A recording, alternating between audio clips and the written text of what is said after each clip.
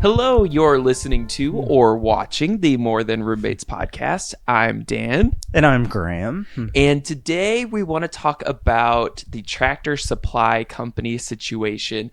We're a little bit late to this story, just haven't gotten around to it, but they made a very interesting announcement that they are getting rid of their DEI department. And that stands for Diversity, Equity, and Inclusion. So that means that companies have that to make sure that they're hiring minorities, making sure that there is equity in their workplace and people aren't getting overlooked for opportunities.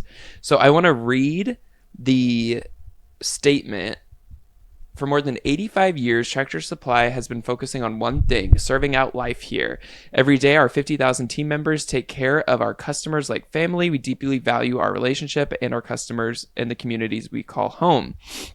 We are passionate about being good neighbors in our hometowns. Oh my gosh, it's just long-standing relationships. Zero. We work hard to live up to our mission and values every day and represent the values of communities and customers we serve.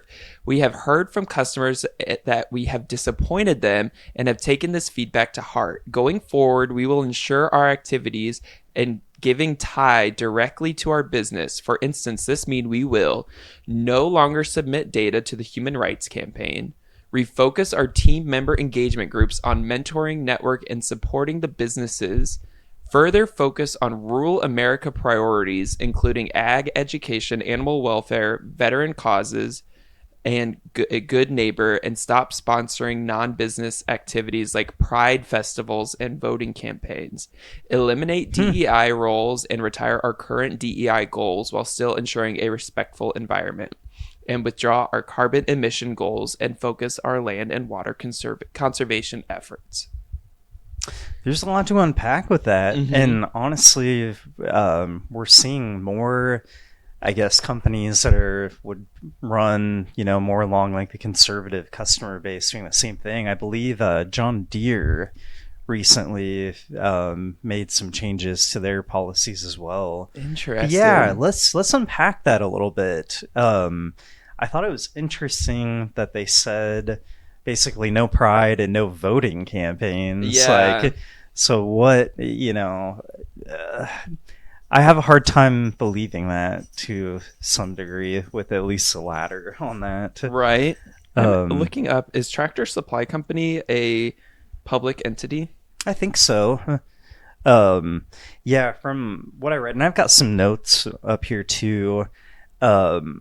They, with them announcing that, I think a lot of it was fueled. There was a conservative commentator named Robbie Starbuck. It sounded like he was doing a lot of criticizing of like their DEI hiring practices, the Pride Month celebrations, everything that we're talking about.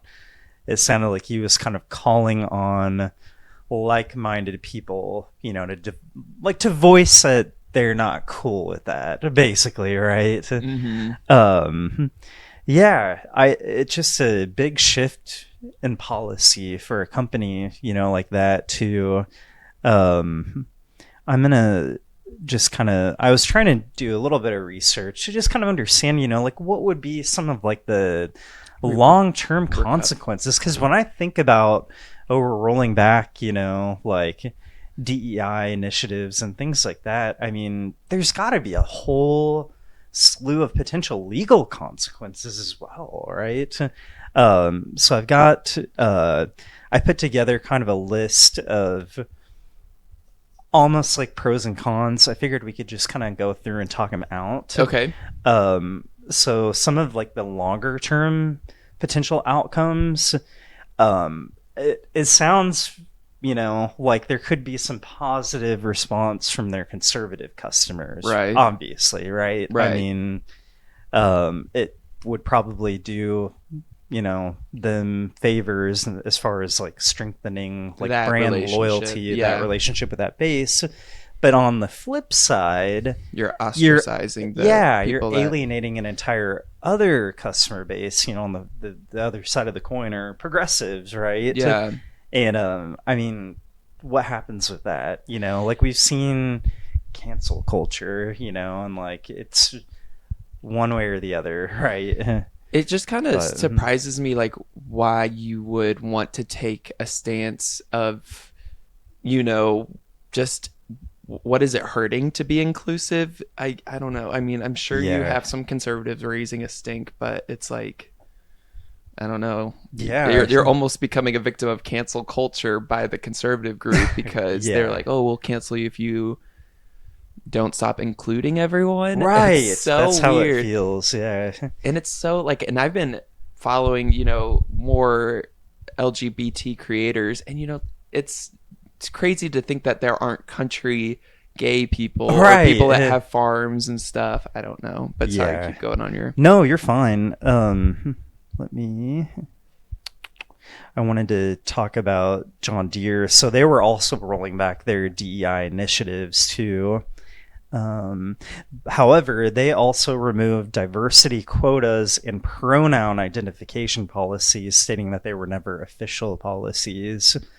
And they want to like focus their employer resource groups similar to What tractors? Tractor Supply. They want to focus on like networking, professional development, mentoring, and talent recruitment, which is very odd. Bless you. It's just odd to me, like, bless you. Sorry. No, you're good. Yeah, that they're going to focus on talent recruitment, but they're not going to be looking for Yeah. minority groups, I guess. Yeah. What how about from like a PR standpoint, like in your It's line of just an work, like what would interesting you take that you're going to put this target on your back when yeah. it's unnecessary. Like, you could have just, like, I don't know, the way that they made a whole declaration about it. They did it during Pride Month.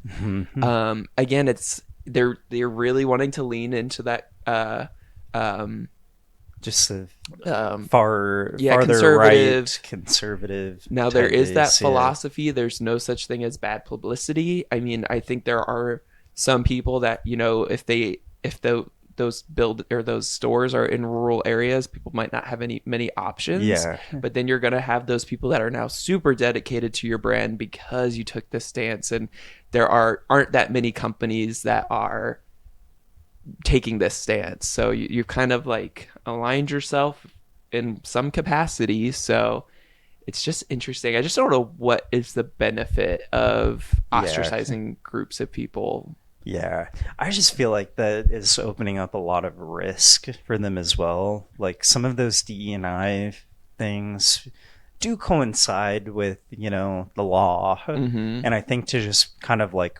retire or sunset all of that all at one time, I feel like they're opening themselves up to even just the image Mm-hmm. that they might, be moving away from like a more equitable, hiring practice. Yeah.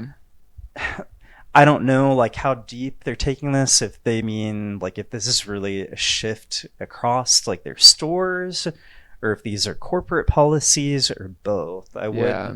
And I mean, I'm sure if it's coming from the corporation itself, It does kind of, that but is a you good gotta, point. yeah, you gotta kind of split it into, because companies that have retail, they're gonna have retail stores, and they're gonna have their corporate operations where it's kind of behind the scenes. Yeah, but what I'm thinking is it almost opens them up to a lawsuit, because if someone of a minority group interviews and doesn't get hired, then you could kind of pull up this big public statement that they issued and say, well, Yeah. I don't know. I mean, it's interesting that they're a public entity and they Yeah. are taking the stance. Like, you're not helping or adhering to the public. Exactly. Yeah, and as laws and things have changed over time, I mean, you look at like the Title Rights, or Civil Rights Act and stuff. Over time, obviously, we're in a really weird spot, but it seems to me like the law is moving to be more equitable for most people, and to just take that hard stance against that. I don't know, just like I feel like that could have, some Major. like backlash, especially if like things continue to shift, in the future. Then suddenly they have to, maybe it becomes a requirement or something too. But to not give, like, I don't know, I can understand the burden of providing data to places, but like the humans right campaign, do I have that right? Something like that. Human rights campaign. I can't talk right now. Put the S in the wrong place. Yeah, I just, like, what if that were one day like a federal requirement? Like, and they said they're not going to help. I want to make sure I'm saying this right. Yeah, they said something about. And they've got to have business partners too. Like, Yeah.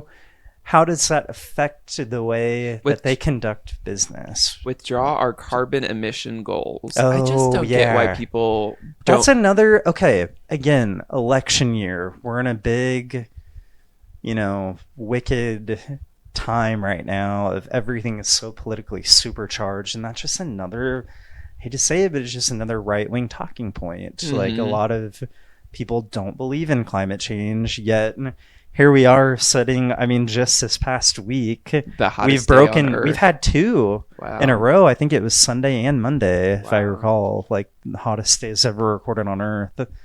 Just why? Yeah. In recorded history, Yeah. But I'm curious, you guys listening, does this impact you about where you're going to shop? Do you care about their stance? Do you think as a company they should take a stance one way or another? Or do you think it was just kind of a publicity stunt? Is there anything else you wanted to mention on that one? I think I think it's odd. Like, it's just, I don't get it. I don't know why you would ostracize people. I think ultimately, at the end of the day, they're opening themselves up to give them the illusion that they're going to be potentially discriminatory with their hiring practices, and I don't know. I feel like if you give everyone a seat at the table, like a fair chance, everyone can bring different experience to, the culture. And it just seems like it's rolling back. Yeah, exactly. Things, like, to appease one group. But I don't know. I mean, I guess at the end of the day, they know their customer base. But one thing I wish I would have researched a little bit more. I would like to see kind of like what the stock price did, when they made the announcement. Yeah. Should we look real quick? If you want to, and I can introduce the next topic. Yeah, and then we can just kind of circle back. So the other thing that we talked about, which kind of happened like a couple weeks ago, but there is a streamer named Sketch, and he was a video game streamer, and he was very popular, I would say, with like the teens. He's very like Mr. Beast audience. I hadn't really heard of him. I have seen his clips. He was like the guy, I mean, even the NFL teams were all big on his like, what's up, brother? The Tuesday, that guy. He just blew up all of a sudden. But it did come out that he did OF, and it was gay OF, and someone leaked it and leaked pictures, and it was very much not. I did watch that video with you. Yeah, it's just very sad that someone would do that. But luckily, Sketch was with some nice guys that were helping him through that situation when everything blew up, because he said, for a lot of people, when you get outed, it can be very dangerous. And so he was very, of course, like, not ready for that. But it just goes to show that, like, you got to watch your back. And I know there's some people that are saying like, if you're going to post that stuff, you have to expect that it'll get out. But I mean, someone went behind a paywall, and either they're part of the gay community and just knew that this was clout. Yeah. Or it was someone that was straight, or just trying just to go in there. Blackmail. Yes. Yeah. And it's like, that is just so crazy, because I know in this age, it still kind of is like that. Did you find anything? Still looking. Okay. Yeah. But yeah, it was just a very sad thing that even in this day and age that people are still going to blackmail someone for their past. Now, something that I'm wanting to know more about is he said that like, that was something in the past, that he's moved on from that. And I don't know if he's like implying that, I'm assuming he's saying he's moved on from working on OnlyFans. Oops, I don't know if I can say that. Working on OF. OF. But he almost like said like he's moved on from being gay. Like I wouldn't say that, but he was just like very much like, oh, that was in the past, that's not me anymore.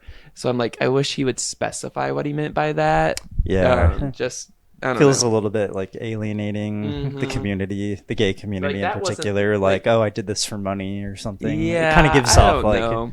yeah, He's like just I know he's surrounded by like very much gamer bro situations, so I know it might feel a little like he's on the outside, but I think he's been leaning into it and having fun, so that's always a plus. Yeah. And the day after that came out, I saw him popping up on all the streams and stuff, so he was just taking the publicity by storm, which is always a good thing to see. Take advantage of that. Sorry, our phone filled up while we were talking about that. But Graham, so what's your reaction to someone like going through his stuff just to release his OF, as you know? Yeah, I mean, I think it can be a number of things. It could be, jealousy or some kind of moral conflict. Not everyone thinks it's okay Or to they think create that kind of content. Yeah. Or they're just trying to get their 2 seconds of fame. Or like I was mentioning, I don't know if I mentioned this before it got cut off or not, but I don't know if we discussed like if you were blackmailed, there could be financial gain potentially, or it could just cause like reputation and harm. Yeah. Ultimately, like I feel like that's another pretty common reason why someone would go to that extent, to like, I guess, sort of out someone. It's kind of like outing someone without outing them. Yeah. Not necessarily about their sexuality, but it kind of was. I mean, that was like the big thing because he was not out prior to that. Is he gay? I mean, he was doing that content, so I don't know if he said anything. Yeah, I don't know. True. There are a lot of adult film actors out there that don't too, probably for sure. Do it for the money. Yeah, but you never know. He did not specify. But yeah, I think it's still not fair if that was something it was in the past. Let it be. Yeah, I guess there's if he's no longer doing that and he wasn't like releasing that to his like current audience. Yeah, well, and shame on anyone. They went behind a paywall to do that. Like he wasn't promoting that anyway. So yeah, I guess he got the last laugh. Yeah, I mean, if they paid for it, then yeah, I don't know, man. For sure. I know. I think his views and stuff are up. So props to him. Props to his friends who were there at the time and really helped him out going through that crisis. Because I can only imagine how that must have felt. Oh man, it would be like being outed, but worse. Yeah. Like so much worse. Yes, you put yourself out there in that position, but yes, it was a paywall. Yeah, and you wouldn't. And you weren't like trying to market it to. I don't know. Yeah. It's crazy. Just be careful out there, everyone, with what you put out on the internet. The internet is forever. Okay, well, I think that will do it. Let us know if you have any ideas for stuff that you want us to talk about. Subscribe if you're not subscribed. Follow us on all the things. We'll try to keep up on some of the gay news and how it pertains. Yeah. Or if there are other ideas, if we want to go in another direction, let us know. Yeah. We're responsive, so yeah. Factoring in. Yeah, we will see you next time. Thank you.